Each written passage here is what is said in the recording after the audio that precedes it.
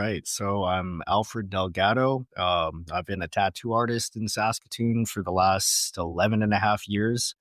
I run a tattoo shop called Yellowjacket Tattoo Inc., where I've got three tattoo artists and just recently hired somebody that works the front desk because I tattoo so much that I was kind of falling behind on that stuff. So here we are. Yes. And you did my one and only tattoo. Yeah, are you planning on getting more? I don't know. No, that was pretty traumatizing. It was, man. I was like, 7 minutes? 8 minutes? The knuckle is a bad place to start when you're trying to scale pain because it's really ouchy, but it's really quick. But like anywhere on your arm is usually a lot better than your knuckle, except for maybe your palms, which are just wet, hot doo doo. I don't trust you. See what you're trying to do? Hey, you're trying to pull a bamboozle on me. 11 years. So what made you go? Because you're pretty creative. You're pretty artsy. You draw, you paint, you do digital art. You kind of do everything. So when did you realize you were an artist, and when did you transition that into tattoo? So I was already into art ever since I was little, like even as early as like kindergarten. I just kind of became obsessed with drawing, and then all through school, I was doing like in elementary school, I drew the mascots that actually a friend of mine who's also a tattoo artist just recently painted over that were painted in the gymnasium for the last like 25 years or something. And then in high school, I was doing art on the big calendar and in the newspaper. And then after that, everybody was kind of just asking me to design tattoos or just do random drawings for them. And eventually, I kind of figured I should cut out the middleman. But in the process of tattooing, I eventually became familiar with digital art because everything became digitized. So I got familiar with Photoshop, Procreate, and then eventually I learned Illustrator for the logo stuff that you're talking about. And then I got introduced to Adobe Fresco recently, which actually lets you just draw in vectors, which is uh, way more convenient. So when it finishes, it's already a vector? Already a vector, it's ready to print. So you can actually draw in two layers. You could use like the tools that are more natural. They'll be like replicating a pencil, and then you can trace back over that with a vector brush, which normally would have been like your pen brush before in one of the other ones, but now it actually is just like a mathematical equation instead of a rastered image. So and then I haven't really been painting too much until just recently. And the cat. And painting space kitties. Just lots of space kitties. And I'm so allergic to cats, I can't even spend like more than 15 minutes in a room with one. So it's kind of they make great subject matter though. They're nice and fluffy, and my daughter just always wants me to paint cats. And so I'm probably not done painting space kitties, but I started doing I started painting mostly as a way to practice realism blending just for work. So this is another work related thing, but I ended up having a lot of fun with it. And it's kind of nice to just have a canvas at the end. So that's yeah, I just I try to use like the most basic palette when I'm doing that, so that when I do go to work and I do have to do a realism piece, when I have a full palette with a whole bunch of colors accessible, it makes it a lot easier because when I'm sitting at home, I'm using like Dollarama brand paints and just custom mixing everything just as I go. So that's kind of like doing it the hardest way, so that it's a lot easier when I take it off. Right. So It's nice because Demi, you're like one of Demi's favorite people to work with because you can speak the same language. Oh, right on. And most business owners can't. Okay. You know, so when they bring files, they're the worst files. When they bring stuff, it's like stuff they made themselves, and it's just like a JPEG or like Like super blurry. Yeah. So she likes working with you because not only do you understand everything she's saying, you understand why, and you give the proper stuff because you know kind of what files need to be used. So she appreciates that. Well, I'm glad. I'm glad I can make it as easy as possible dealing with me for that kind of stuff. So that's good. So when did you realize that you, because you're mostly you do realism, right? Like that's maybe not mostly, but that's what you're known for. Yeah. So when did you realize you're good at realism? And how Um, do you become good at realism? you become good at realism by just practicing it on paper.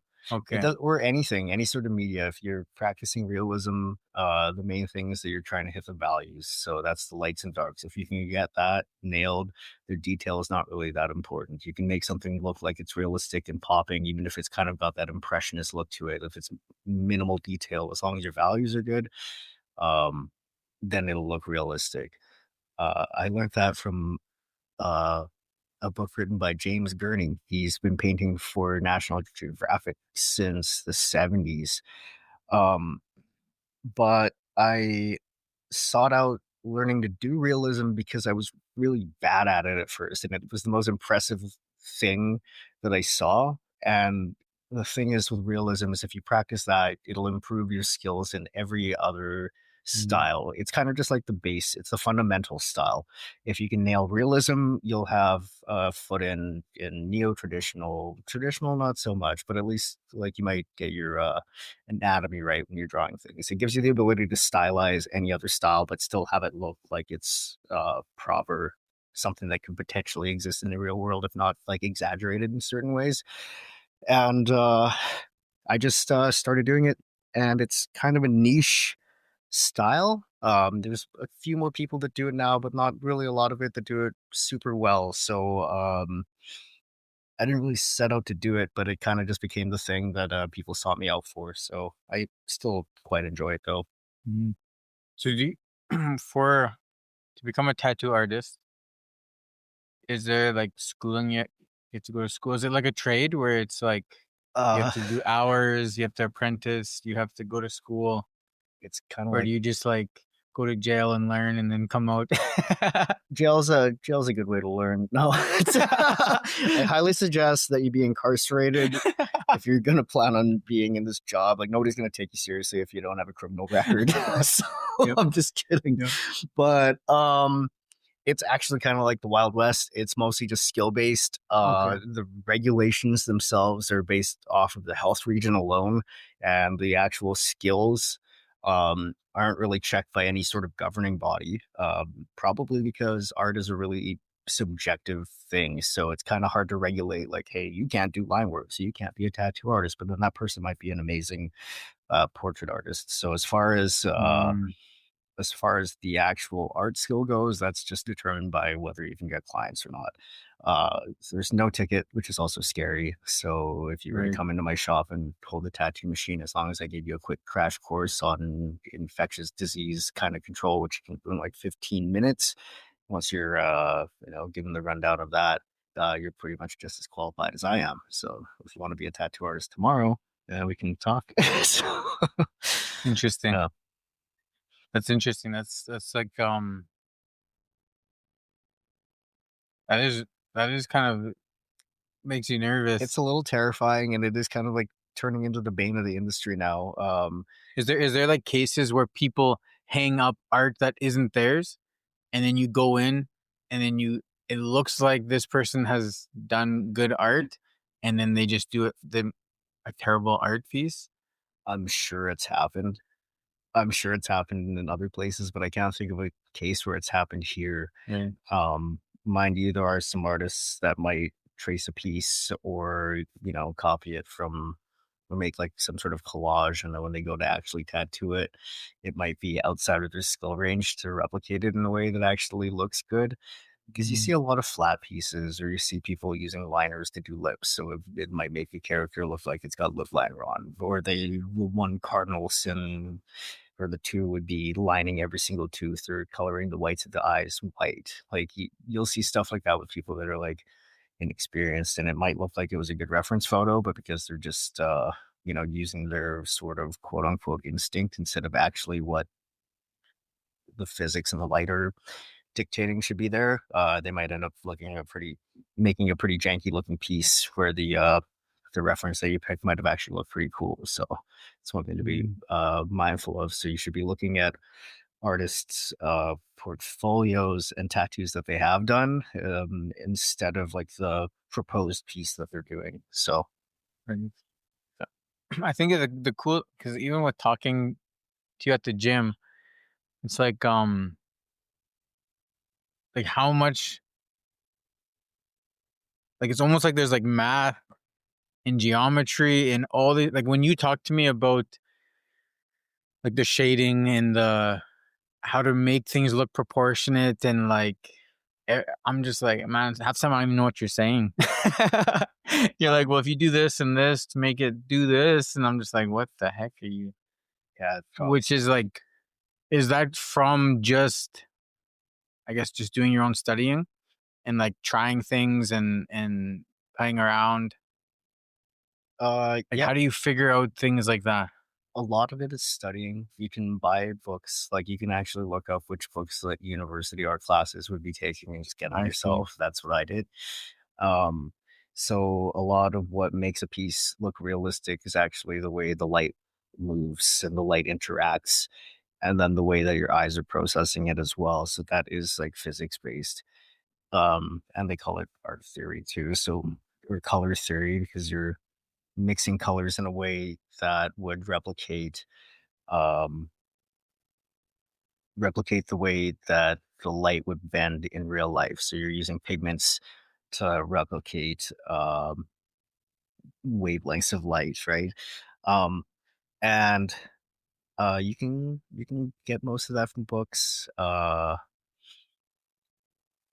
big part of it too is actually just trying it as well. Like you can read it as much as you want, but until you actually go there and try mixing those colors yourself, you're not really gonna have a good understanding of it. But also on that note, when you're reading it for the first time, because it's literally just describing what you're seeing with your eyes, if you have any sort of knowledge about pigments at all, a lot of it just kind of clicks and you're almost like upset with yourself that you didn't get it at first because like, oh, that makes so much sense. But until you Mhm. actually see it in text and see an example of it, it's kind of hard to put that um that principle or those effects into your work, I guess. So, um,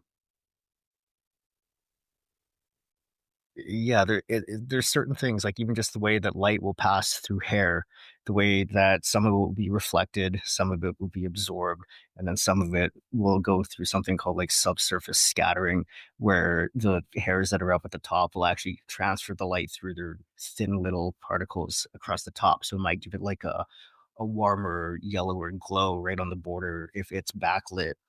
You get that effect with trees a lot too, where some of the trees might look like they're growing glowing neon because they're actually refracting the light through the entire leaf, whereas other ones will appear to be shiny because the light's bouncing off of that waxy surface, and that's all of that is just what's hitting your eyes. So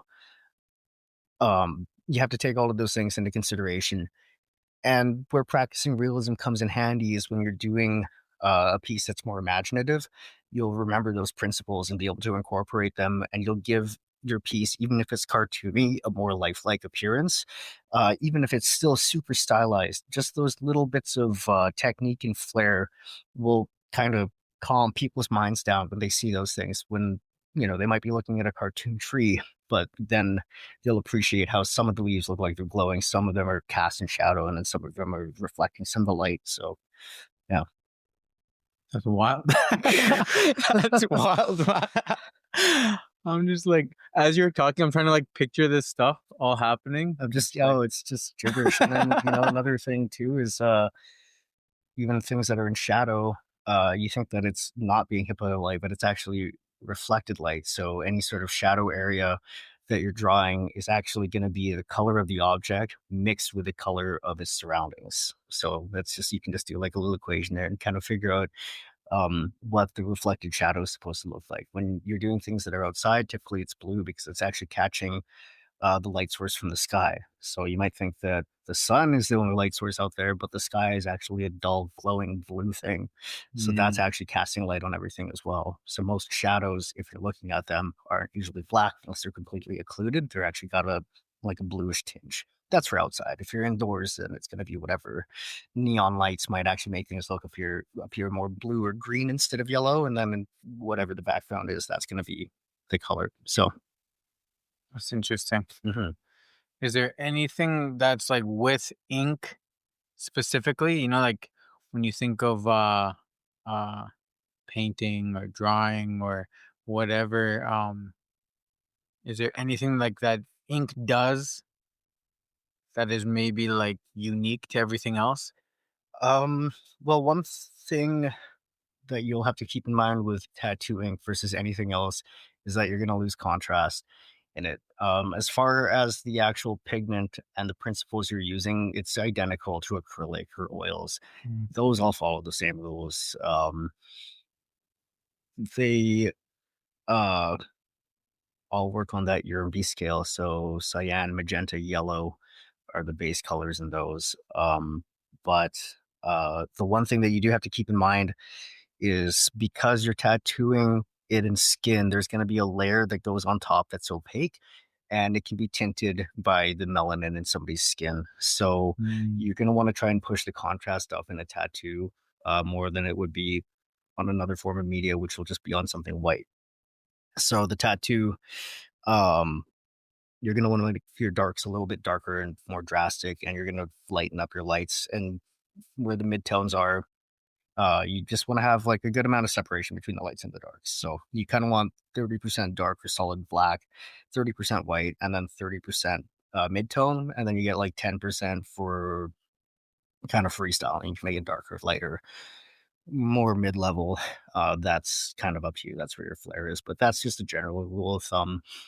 Having those things and having them well separated instead of all mixed up together, that makes a piece look more dynamic. Um, but that's more just like principles of tattooing. The ink itself is pretty much the same as anything else. You just have to keep that skin tone in mind. Interesting. And Demi's gonna love this. Yeah. I can already tell, man. Do you remember your very first tattoo? Yeah, it's on my buddy Darren Johnstone. Okay. So, so stay true on his arm. And I eventually kind of went through and smoothed it out. Honestly, it could have been a lot worse. Yeah, so it's yeah, I do remember my first tattoo. I don't remember what my second one was though, but yeah, well, of course I'll remember the first. So Do you remember the first tattoo on yourself? yeah, it was a little stick man on my leg, and he's got like a stitched up mouth. We called him Voodoo Pete. I just got my whole thigh tattooed, and we left him. There's just like a halo around him. So he's probably going to be a permanent installment at this point. And I got him at 18 at a house party, which you're not supposed to do. But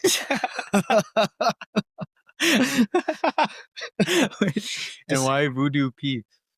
because of the stitched up mouth. And then my roommates, when I kind of got home, or when I did see them the next day, they're like, "He needs a name." They're like, Pete. His name can be Pete. So we Voodoo Mhm. Pete. So they kind of just stuck. Did you have like probably not as obviously not as much, but like the knowledge you had with art, you know, that you're talking about right now, um, was that there before you started? Or did you kind of have to learn all that as you went? Or because you did art before and you were drawing and painting and stuff, did you already kind of know a little bit? Um, I think because I thought I knew art before I started Right. tattooing, I thought I knew a lot more than I did, and it wasn't Mm, until I started trying realism and actually researching, and it's when I started actively trying to learn, then I realized, like, how vast the sea of knowledge was that I hadn't even tapped into, and that's a pitfall with a lot of starting artists, is that they just like to draw a lot, but they don't actually use conscious practice. So, mm, there's no deliberation or it's not deliberate practice. You need to actually actively be practicing certain effects and skills, and if you're not doing that, all you're doing is kind of treading water. And it wasn't until I decided that I wanted to be better, and I wanted to figure out how I could be better and started looking that up. That's when I started realizing all of these things about physics and light and pigment mixing. And a large part of that was just the fact that I wasn't like crazy, crazy busy. So I had time to get all these books that just kind of bury my nose in them. And as I practiced them, even as in the middle of it, all of a sudden people were starting to go like, "Oh man, what's happening to your work? Like it's starting to improve in like leaps and bounds." And the more I studied, the it seemed to be like the more quickly I was progressing. And part of that was one, it was the vast knowledge that I was getting from all of these textbooks. And two, finally, even though I had it, I still needed to practice it and apply it. And then once I got a hang of it, then it just started kind of snowballing and multiplying. Um, but yeah, it wasn't actually until I started seeking it out that I found all of these things. And you think that you can draw before, but it's not until you actually like really learn how to draw and learn the fundamentals and the basics, figure out perspective, anatomy, color and light, even things like composition. You might think you actually know a lot, but when you start digging into it, you're in it for, a couple of years of practice at least. And I still have a lot of books that I haven't even really finished all the way. Um, Mind you, there was one the other day that I started trying to go through, and then I realized that I actually had finished it. So I got about I got about a third of the way through before I realized, like, there's a lot of notes in this, and I'm scrolling. I'm like, oh yeah, no, I did actually finish this one. So Yep.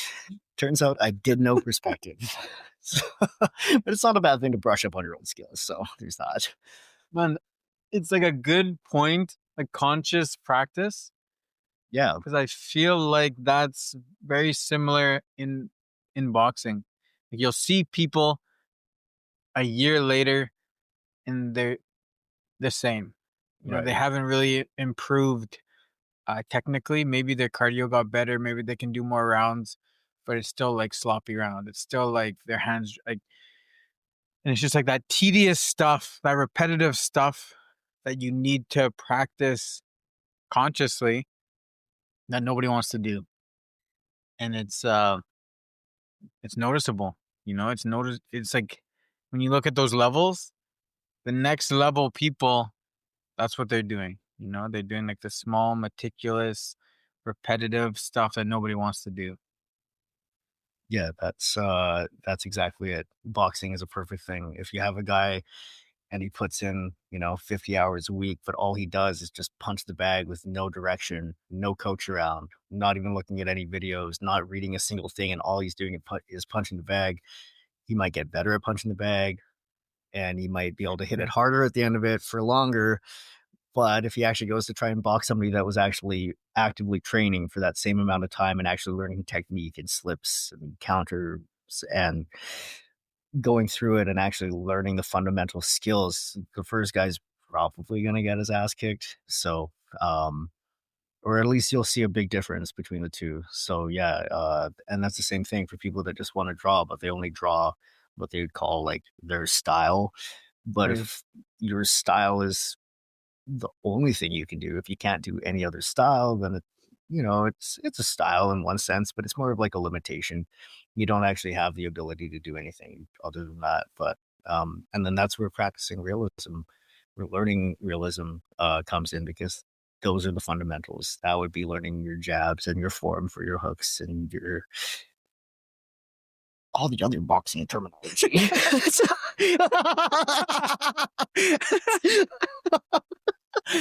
um, okay, so similar to boxing, like when we go like going into a fight, let's say, everybody's different. Some people just need to like meditate, some people need to listen to heavy metal, other people just need to chill and or maybe they need to hit pads, shadow box.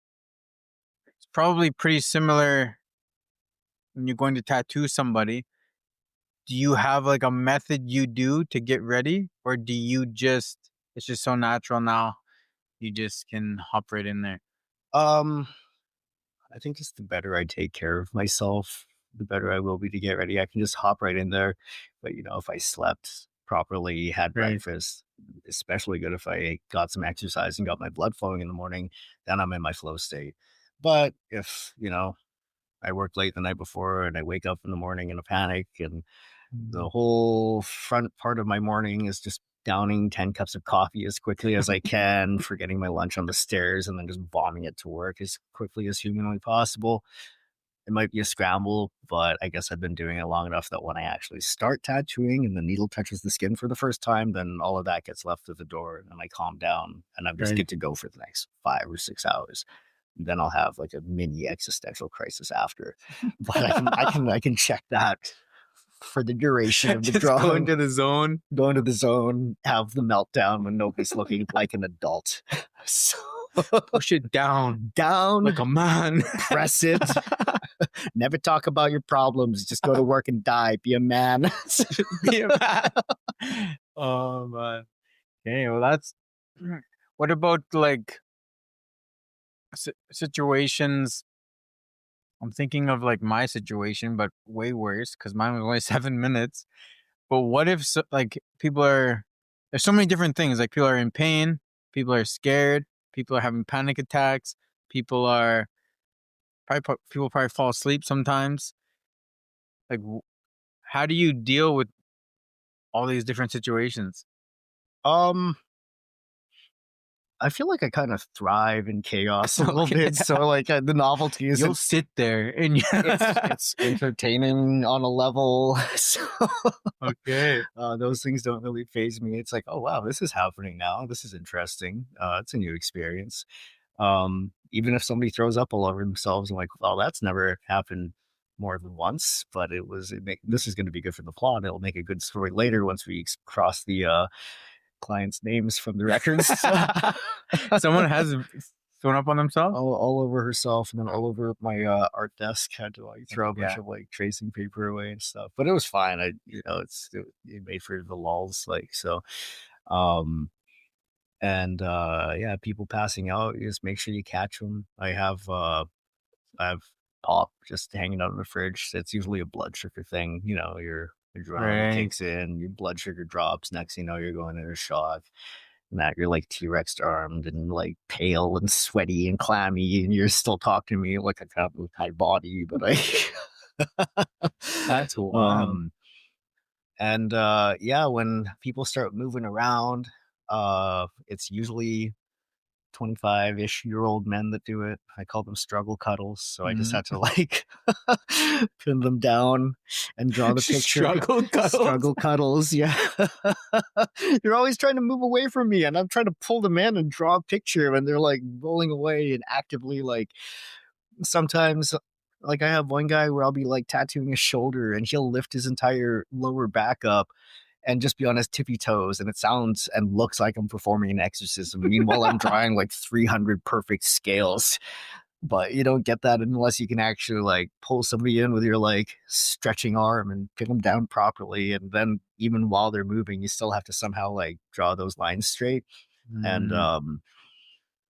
trash talking helps a little bit too. When they're sitting really bad, you're gonna insult them, their fortitude, their moms, just whatever it takes to like insult them enough that they just get like they want to be tough. You have to let them know that they're not being tough at all. And then some guys will just admit it, like, I guess my mama raised a bitch.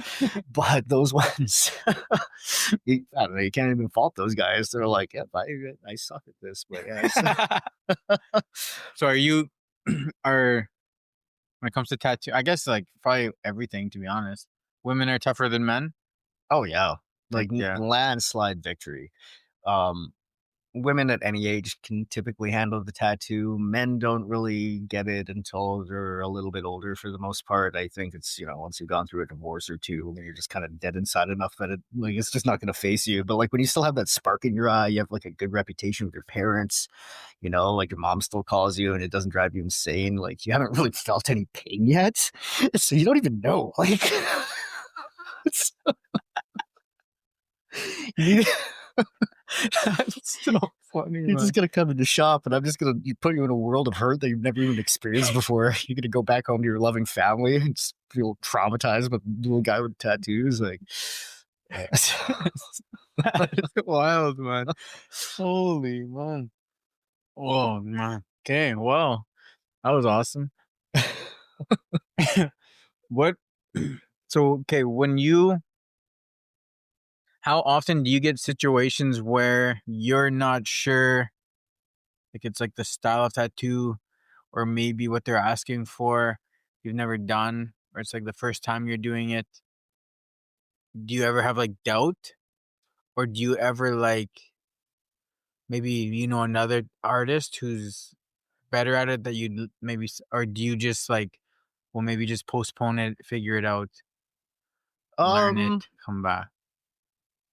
I don't think I've experienced that in a long time. I've said Okay. yes to every ridiculous, insane idea that's been thrown on my Okay. plate for the last 11 years. And, maybe after year 5, I'd probably seen and tattooed like every part of the body under every kind of circumstance on every skin type, at least now at this point I had. So if there's any style that somebody wants. And I didn't just practice realism. I did lettering. I did practice how to do big fat lines and mags, or large mags, large groupings. So practicing everything and experiencing all of the different client requests, as weird as they may have been, it is my job to make it look good. Because if the client can picture it, there's probably a way that you can make that concept come to life. Uh, As long as they're not asking for something that's, like, physically impossible, Like, if somebody's got, like, a three-letter name and a seven-letter name, you have to explain that one of those names is either gonna be smaller or the letters are gonna be a lot bigger. If they want them to be the same size of letters at the same length of name, stuff like that's not happening. Right. Or if they want stuff to, like, wrap around in certain ways that just won't go. Sometimes they can't see the direction that things are going. You kinda have to explain to them that, like, "Hey, if you do it and make it look like this," like, let's say if they want, like, an elephant trunk slung over their shoulder, you'd be like, "That's just gonna be a veiny tube that's sitting on your Mm, shoulder forever." I don't really talk anybody out of anything, but I will warn them of certain things, mostly mostly if it's about to look like a dick. yeah, yeah, So, yeah. yeah, That's that's nice of you. it is, yeah. So Do you ever like if they come with something rearrange things? Because I know for Demi, like with shirts, it's like I'm gonna butcher this because I don't actually know that well, but it's like they always try and centerize things, so it looks like I've come to Demi with some things and she's like, "Why would you put this over here?" And then she like makes fun of me and makes me feel bad. But it's like so like your eyes can see like it's centerized and it's like level. Do you ever have to like take words and move them or like do things like that with tattoos as well, or is it not as Oh, yeah. significant? That's actually a really huge part of it is, getting the main bulk of the image to be front facing, um, especially when the client's standing in a neutral position, or at the very least, if it's not when they're in a neutral position, you want it to be front facing when they're in the position that they would be showing the tattoo off on. So let's say you're doing something on the outer arm. You wouldn't want the main subject of the image to be like tucked inside the arm or behind the tricep. You'd want it to be like out on front. So if somebody gives you a concept, typically typically they just kind of naturally want things in that center line, and it's mostly up to the artist to make sure that it actually ends up where it's supposed to be. Sometimes people want things that are too small, but they want them tucked in a weird way. And if you just kind of suggest it to them, usually it makes enough sense, just kind of visibly. Like you can just explain, like, "Oh no, this will make it look a lot more dynamic, or this way it'll pop more, or if you make it bigger, it'll be more impressive at a distance instead of just looking like static." And if you give a reason why you want to do things, 99% of the time they'll accept the reason. The other, you know, couple times that they turn it down, it's because they might be saving the space for something else, which is totally fair too. So, but at the end of the day, you do want to make the suggestions to make the tattoo look as cool as possible, because it is going to be your name on the line. You're only as good as your last tattoo, really. So I make sure that I don't go to work and just punch in and do something that I'm going to hate, because Right. if I hate it, that's going to keep me up at night. Like I'm going to be just laying in bed, being like, why did you do that? Mm. So I'm trying to avoid the existential dread. Do you ever something I feel like is like people get addicted to tattoos. They like get one or they get a couple and then all of a sudden they're like, do you ever get into situations where it's like they are so sure this is gonna be the only one and they want it in this position, but you're like seeing the future of like there's probably gonna be more and then you have Yeah. to have that conversation or Well, you don't really have to have the conversation. I think a lot of the time, um, some people only really want one or two things. They only want the really minimal places, and it's more those are more the ones where they're just kind of getting like a memorial. But if somebody's getting something aesthetic, there's a really good chance that they're gonna come back for more kind of regardless. They once that's kind of been set in motion, that usually the thing that's holding them back from getting more tattoos is just the fear of it. They're not sure if it's going to Right. be incredibly painful, what healing's going to be like, what they're going to look like after, but usually they're suffering a lot more in their heads. So Mm, once you cross that threshold, excuse me, once you cross that threshold, uh, and that fear of something new and unfamiliar is gone, then it becomes a lot easier for them to just get all the tattoos that they wanted. But you can usually tell just even in the conversation during the piece whether they're going to be wanting one or not. So mm. Do do you find it like therapeutic? for me to get tattooed, No, or when you tattoo people, or is it like you do it now? You have to find your therapy somewhere else. I don't. I find my therapy more in like physical activity. Like Okay. this is work, Right. Right. Right. right? So even like I'll in the actual act of tattooing, yeah, that's where I'm on. You know, like I'm under a microscope. You have like this like the main stage lights on you in your performance. So there is pressure there. So where I'll find my therapy would be more like unguided artwork later, but more so physical activity where I'm doing something that's not mental, Right. something where it's not being scrutinized, something I can kind of just do at my pace. Um, so yeah, there are things that are physical or things that I'm just doing just for fun, freestyle. Those are the kind of cathartic acts that I need to find after. But the actual act of tattooing itself, um, that can feel good still when I see that I'm nailing it. You know, Right. I guess on that regard, yeah, it can be therapeutic because if I'm having a bad day and I go to work and I start killing a tattoo, then I'm like, oh yeah, yeah, you still have value as a human being, you know, like. So-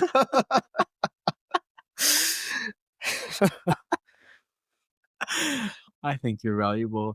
oh, thanks.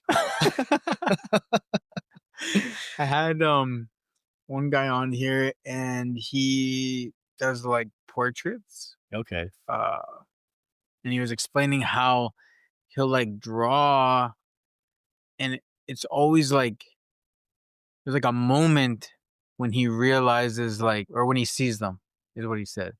So he's like drawing and it's just like he doesn't see them, but then there's always a moment where he adds something and now he can see the person he's drawing. And sometimes it takes a while. Uh do you have a moment like that when you're tattooing where you're like, okay, I nailed this? Um,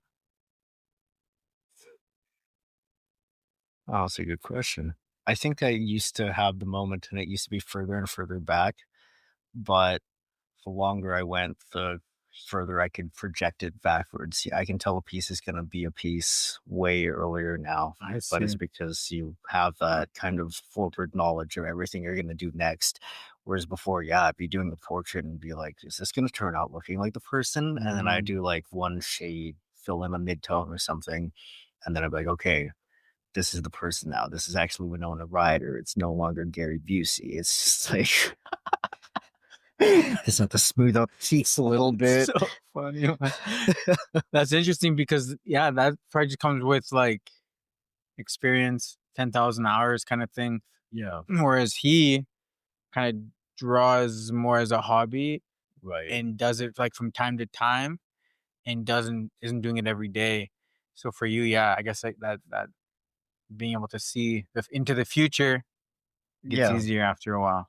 it's like playing chess. You're several moves ahead at this point. You kind of know the entire outcome, and because I don't have an opponent to counter against, I know the outcome of the game before we even start out. Like I know exactly what I'm going to do once the stanza's on for the entire piece. So instead of hitting that aha moment, it's just like, oh, this is the shade that has to go under this collar. This is the tone that this part of the neck needs to Mm, be. So I already see all the separate pieces, and it's just a matter of letting my hands just create the piece now at this point. And part of that too is that I've been using more and more powerful hitting machines because now I don't want uh my brain to wait for my hands to do it. I want the ink to be saturated quicker so that I can move on to the next piece of it. That's where that dopamine kick comes in. I just want that one perfect shade after the next perfect shade. And now I don't need to build up those shades. Before you used to have to start off light and kind of work your way up. Now I know that if I dip into my dark tone and hit it this certain way, it's gonna hit this level of tone on the piece. And I want to be able to just hit those tones as quickly as possible and just move on to the next one. It's not that I'm rushing, it's that I just don't want to. It kind of feels like you're getting stuck in traffic if it's not going quickly enough. And I think that's an ADHD thing. Like Okay. I still enjoy it. I'm not rushing it, but like sometimes I'm like, I just want this to look like this now. Right. So that's where I have the harder hitting machines. I still have to So use what do you mean by that harder hitting machines? so uh when you're using rotaries, they have something called a stroke length, and that's how far the needle will travel up and down per revolution. If you think about a train track, it's that little pivoting pivoting motion. Um, the shorter that distance is, the less distance the needle has to travel per every single revolution. So it's not actually moving as fast. It's not going back into the needle as far. It's not traveling through as much ink, and it's not coming down as quickly. So it's got less velocity. It's coated in less ink. That's good if you're trying to do things really smooth, or you're trying to take your time and build up your shades. But if you have a machine that's got a longer stroke length, it will travel through more ink and come down and deliver more ink per poke, which would typically be good for line work or filling in areas really quickly for like blackouts or like traditional stuff. Um, but I've started using that kind of technique more for everything, even just black and gray. And I think a large part of that is just the fact that I've been doing larger scale pieces recently. Mm, For smaller pieces, I'm still going to want to use like a regular stroke machine. So that's like the 3.5 millimeter. Because when you're doing like a little tiny face, you don't want to be blasting a whole shit ton of ink into that little spot. You'll either blow it up or chew out the skin. But if your canvas is going to be like an entire back and you're trying to use a short stroke machine, it's going to take you 50 years to get that entire back done right. instead of like 25, 30 hours. So, Have you ever had like somebody who just bleeds unnaturally, just like an insane amount of blood, where you're like, um, you need to yeah, chill out. yeah, everybody is different. Um, typically, okay, the worst experience I've had with that has been with people that are on blood thinners. You just can't tattoo somebody if they're Mm. on blood thinners, and you can tell if they're on them because they just won't clot. The clotting factor is So not they there, just come and say they aren't? They or just don't tell you? they just don't tell you. Or maybe they don't know? They don't know, Okay. and then you're like, "Hey, man, are you on like blood thinners or something? Because you're Mm, bleeding like a stuck pig right now." It's like you punctured a water bed and you're hoping it'll seal up, but it just doesn't right. do it. Like now their blood is like leaking down, and you normally what happens is like it might leak a little bit, but when you wipe it, it forms a clot, and then you can keep on moving. It won't be leaking the whole time. If you're on medication like that, the first thing that you poke will just keep on leaking the entire time that you're working, and that's not going to work for anything because it's pushing out so fast that it's got an opportunity to try and push the pigment out with it. The skin is just way too soft in that case. So, a tattoo, chances are it's going to push a good portion of pigment out and it won't heal properly.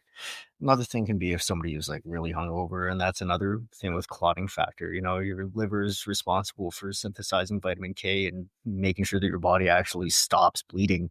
And if you go and get shit faced the night before, you're just going to be like a waterfall the entire time. And that's just going to cause issues with healing. You won't be able to wrap it up properly, especially with the second skin, because it'll just make like a big water bubble underneath, or they'll be leaking so much that it pushes the wrap off, and now you're getting stuck to your clothing and that kind of thing. So that's another thing. It's like just kind of coming in and making sure that you've taken care of yourself leading up to the appointment will prevent most of those issues. But I haven't had anybody without some sort of chemical assistance end up bleeding so much that it's been an issue. So Mm. I Yeah, this is kind of maybe isn't a thing, but I'm just thinking about like with boxing. It's kind of like depending where you go, there's like different cultures, for boxing. Like Right. Saskatchewan has its own kind of culture. Alberta's like a little bit more gritty. You can kind of get away with more like bumps and people they don't stop fights as quickly. Whereas here it's more like an Olympic style. They don't, if your head snaps back, they're probably gonna stop. Like depending on where you go, just like the judging, the refing, the even like how they're training at the gym is just a little bit different. And I'm just wondering if like tattooing is similar, where like depending on which city you go to, the culture is like different, or is it like kind of way different here because it's a smaller city compared to a bigger city? Yeah, it does change a lot from place to place. Even if you look at styles, obviously, like Japanese style is a thing, right? Chicano style, heavily Latin American areas might be a more prevalent thing. As far as culture goes, it's relatively new here in Canada, so it's kind of just, I guess back in the day, if shops would open up near each other, they would start fights and stuff. But Mhm. now you see shops stacked on top of shops here in Saskatoon. It's like Right.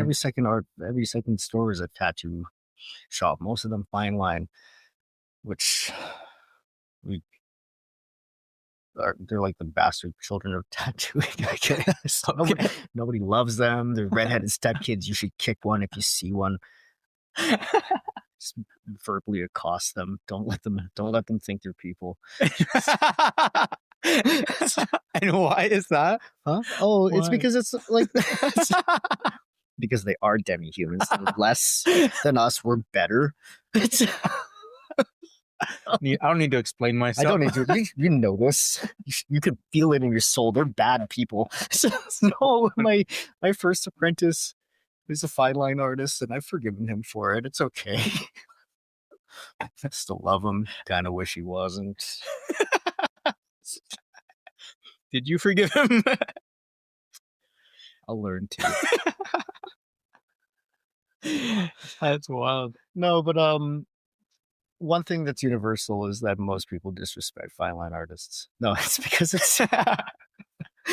that's the first skill. You haven't learned anything other than the first thing that your mentor is supposed to teach you. So that's the mark of somebody that maybe even just started out as a permanent makeup artist and decided like, hey, I can do this, but they don't know how to use, let's say, a 13 round shader for shading or pulling fat lines. Nor do they use mags in any sort of capacity that matters. They might not even be able to pull those fine lines properly. I've seen several fine line artists, quote unquote, just say that that's their specific style, but you're looking at it thinking like that's going to fall out right away. Plus, none of those lines are fine, and they're not even straight. So, I think the reason that people hate on them so much is because it's the easiest thing to do, and it's the most common. It's like the industry is just fluffed up with a lot of things like that. There are people that are really good at it, but it's extremely easy to just like throw a sign up and say I'm a fine line specialist style. So it doesn't really take much skill to get into that specific style, quote unquote. It's typically the first thing that your mentor will get you to do because you're going to be using those same principles to learn how to use all the other needles. But if you stop right there, then trash human. Just I don't know. You're a bad person. I hate you. Sorry, Bam. That's wild. It's like the jab of boxing. Yeah, If that's all you got. that's all you got. You can only jab. You don't even know how to throw like a right cross. There's not a single, no hooks, like nothing. Can't even duck. All you know how to do is jab and take it. So, Is there a style that you uh have like been meaning to dabble into that you haven't yet? um, I do like my kind of neo traditional Just stuff that's more hand drawn with like bolder lines. But I lately I've been liking mixing styles, so doing like some neo traditional stuff and then incorporating like let's say a realism element to it, or like fully realistic portrait. I'll do a part of it that kind of looks like a sticker where it's like more 2D. It's more just That's to cool. show like a variety in styles and make something look more dynamic. So I kind of sought out trying to do every style. So there's in one way or another I've done most styles. Like I still kind of add a bit of flair to certain things. Like I don't typically do like straight traditional. I'll kind of make them look a little bit more realistic, or add different levels in the shading and stuff, which is something that wouldn't be typically traditional. That would make it more neo traditional. And even with Japanese, I kind of do more of an anime style than that traditional Japanese. Mm. Um, and those are more just personal preference. So What about that? Is maybe again, it's probably happened a lot more when you first started, but like, how do you handle criticism?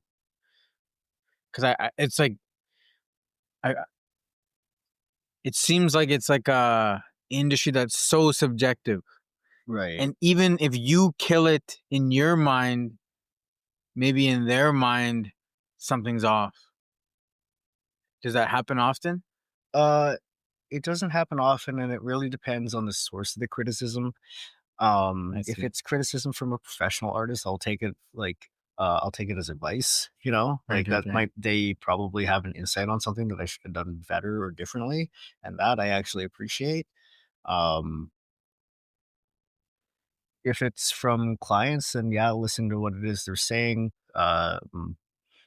If it's from a client's aunt, I don't really care. Suck it. They were the fine line artists, trashy, and nobody listened this season. Blocked, deleted by. Okay, okay. it I guess when you first start, uh how long was it before when you started till you opened up your own shop? Ooh, that was way too early. It was all Okay. yeah. Okay. Decisions were made. I might have jumped into things. So about 2 years in, I think I'd already opened up my first shop. I had Okay. a partner at the time, and it was a tattoo barber shop. But yeah, I was still green, and I had a lot of learning to do. There's a lot of imposter syndrome behind that. But by Mm, the time I was branching out and doing my own thing, I'd already been doing it long enough that I couldn't really look back. Like I still wouldn't mind working in a shop and having that shop experience, but I'm so used to doing it by myself now. Plus, I have an entire shop's worth of equipment, probably twice over if I really split it up. So to go and work with somebody else now would be going backwards. So yeah, I've been running a shop now for like 9 years. wild. Yeah. And where did Yellow Jacket come from? Well, it's surface level. It's the Wasp, Mhm. Yellow Jacket. Uh, I rebranded a couple years ago because I was Leviathan Studios before. Right. Uh, that was just a really tough name for people. Like nobody would get it right. They're like Levantian, Levian, Levitation, like, Yeah. and because they couldn't pronounce it or spell it, they couldn't tell people what the name of the shop was in any Right. sort of capacity where they could look it up. So, which was fine when it was just me because people would just look me up or they would just give them my number directly. But when I was moving into this bigger space where I figured I'd have staff, I thought it would be a lot better if it was like a name that was more recognizable, easier to spell. Yellow jacket, Right. most people should be able to handle those, and Yeah. if not, then I don't Easy to know. say. Easy to say, easy to remember. Yeah. And another part of it too is that the initial sting of a tattoo machine, like a single poke, kind of feels like a wasp sting. And I always kind of thought that the tattoo grip, so the end that you hold on to with the cartridge in it, kind of resembled like a wasp's butt and stinger, and that's what I've incorporated into the new design as well. So Mm. it's an easy word, Yeah. and it's a wasp. Everybody loves wasps. So So, was the first 8 years? Leviathan? No, it was actually Asylum Tattoo and Barbershop for the first, Yeah. wow. How many years you that been? 3? And then it was Leviathan for the next 4 or 5 almost. And then it's just been the last year and a half that it's been Yellowjacket. Hmm.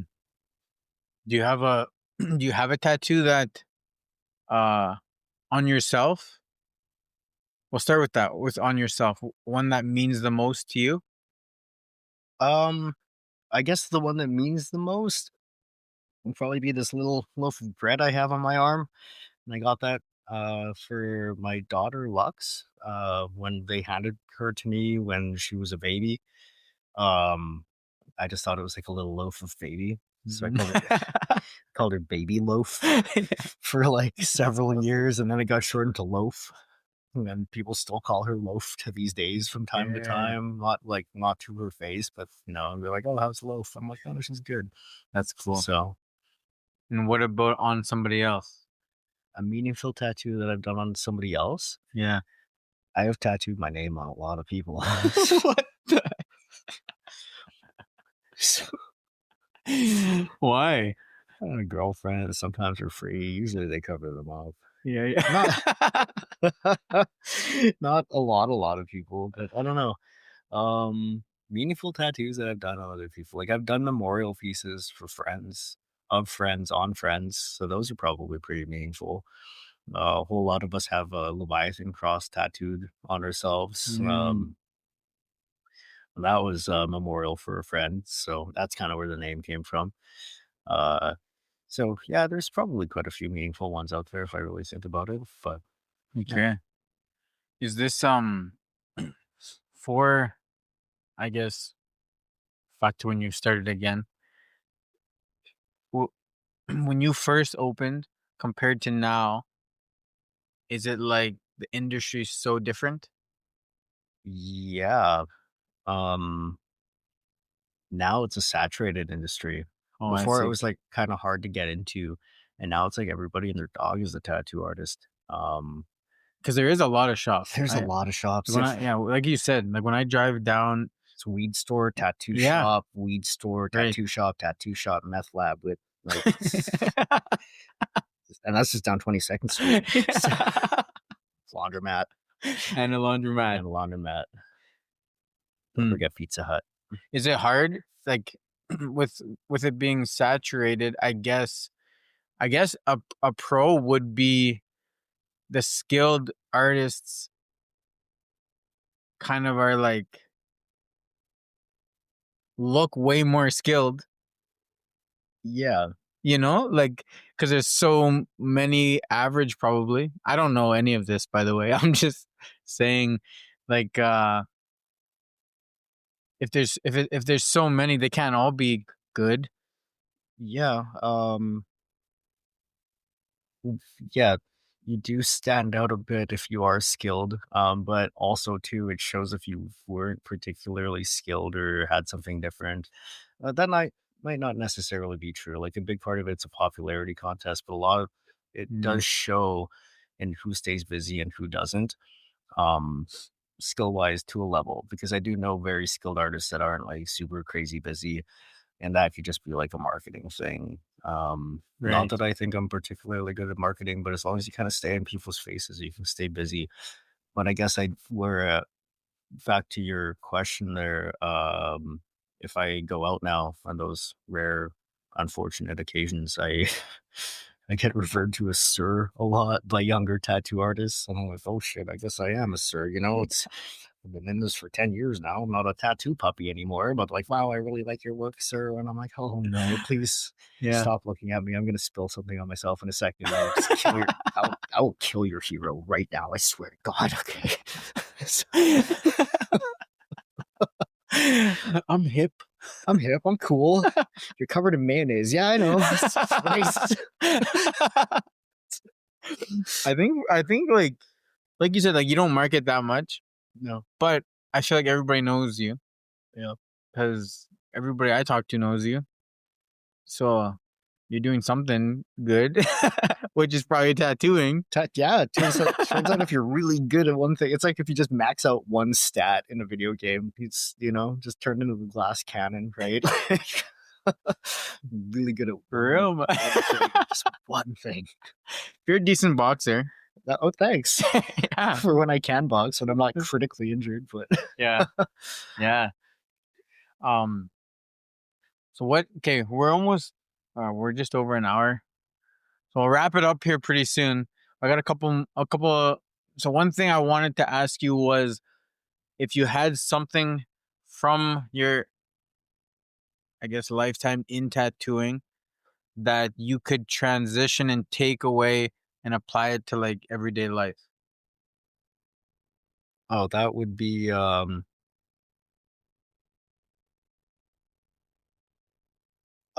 that would probably be my dedication and willingness to pursue something to the end. Like when I'm tattooing, I'm like you know, like a guard dog or something. Like I'm like that's the only thing that's on my mind. Like or like a dog on a racetrack where you're chasing the Mm, rabbit. Like I'm pursuing that in my day to day life. Like ADHD rules it. Like I open every cupboard while I'm trying to clean my kitchen, and we'll go through like a phase where it's all chaotic, and then it might eventually get back to normal. But when I'm tattooing, I'm more methodical and like stay on track. mm, And so yeah, there's like a level of discipline. Not to say that I'm completely undisciplined. Like I do apply a lot of the same things that made me a good tattoo artist into other aspects of my life. And and I like think before you go on, like I can see that in boxing because when you're there, like the workouts we're doing, like I could see you're in the zone and you grind it out, even if you're not having a good day or you're not feeling great. You're gonna finish the workout. I can see you in the zone. Whereas other people who are at the gym, like they're just like, oh, when is this? Is this? Oh, and they're just like, where it's like, no matter what I say to you, hey, this is what we're doing today. You're like, okay. yeah. Like, never are you like the person who's like, can we do something else? Or like, so I can see that translated over into your gym too, because you get in the zone and you do it and you finish always. Um yeah, and I apply that kind of attitude to everything. Years ago I started treating life like a video game. So I kind of just look at it in terms of like these are all just my side missions, and you're not going to just like bail on a mission partway through. So the Right. only way through something like the only way to actually finish something is to just work through it and complete it. And I did get it in my head like pretty well. I'm like, don't start a task unless you're actually ready and willing to complete it. Right. So I guess uh, I I do apply that to most of my life, like, I'm not gonna just start my laundry and then just, like, walk away from the basket, Yeah. Yeah. unless, Yeah. like, I'm looking at the clock and I'm about to be late for something because I started folding the laundry for no reason. But but if I, like, started out with that intent, like, I'm actually gonna finish the task, and typically I will just sit there and complete the task until unless it's getting way too late and I do have to go to bed and it's just but, yeah, like I usually just like to pursue things to the end because if you stop something partway through, there's a good chance that you're not going to pick it back up again. Like it might be Right. weeks, months, or never. So Yeah. unless you're ready to make it your one task until it's done, it's probably no point in starting it. That's how you end up starting a bunch of projects that you never actually complete. So Mm. I guess that's tough too for I feel like a lot of people who are more creative, the creative minds are scattered, right. you know? So I feel like that'd be even trickier for a creative mind to like stay on like a linear path, you know? Right. Um, Cuz I wonder how often it's like you're doing something but you're thinking of all these other things. That's really common, and I think that's kinda where, like, I started going to the gym when I was, like, in the 6th grade, and then that kind of the discipline from that, I think, is one thing that actually, like, trailed Mm, into the rest of my life because I had to stick to a routine. You have right. to do things in a certain manner, keep certain tempos, and progressively be going, um with a level of consistency and you know uh progressive overload where you're slowly increasing and improving things in increments. And if I didn't have that kind of structure in my life, I probably wouldn't be able to, pursue and complete tasks that way. Uh, and even having a coach, which gives me direction and makes me do things. Like when I have a boxing lesson first thing in the morning, that's like the toughest, most difficult part. Like I do want to quit those moments, but I'm not going to say that I'm going to quit. I'm just going to see it through to the end and not complain about it because, well, one, this is what I actually came here for. Yeah. So, and two, once I've gotten that part of the day done, everything else is going to be a lot easier because I'm not gasping for breath and sweating like every single ounce of liquid out of my body while I'm folding laundry. Relatively, it's a lot simpler to do those tasks. I have some. Okay. I guess one more thing before we go is for somebody who wants to start or is just getting into this industry, what is like some advice you would give on how to do well or how to succeed, and what is some advice you would give to like don't do this? You're gonna want to draw. If you don't already draw every day or almost every day, probably just don't do this, period. If you're already in that mode where you're doing art constantly, then you're gonna want to do the deliberate practice I was talking about. And you're gonna be wanting to practice your fundamentals. So anatomy, color and light, perspective are some major ones I can think of off the top of my head. And other than that, like small blood sacrifices to lesser demons usually helps with a tattoo. So, What does that mean? I'm just blood moon, goat. And we'll end there, I guess. And stop. Oh man, but thanks for coming, man. That was good, man. That was fun, and I'm glad to know you, man. And I'm glad that if anyone was gonna give me a tattoo, it was you. It was funny because I just remember you saying, "Do you have any tattoos?" No. Why? I was like, "Why don't I?" And then you asked me if I was gonna get one, what would it be? And then I said, "Probably my ring," but I don't know. And then one day you just called me and you were like, hey, somebody canceled on me. If you want to get that ring done, she can come now. We can get it done. And you just put me on the spot. And I was like, oh, man. Okay, I'll do it. Worst 7 minutes of my life. So far. So far, yeah. Far. Thank you. Thank you. Yes. But so thank you. Yeah, man. It's been awesome. It's been a good friendship.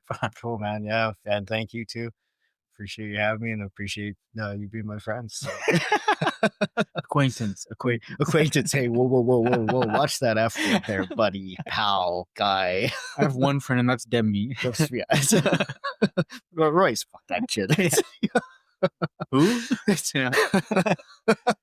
Yeah. Scene.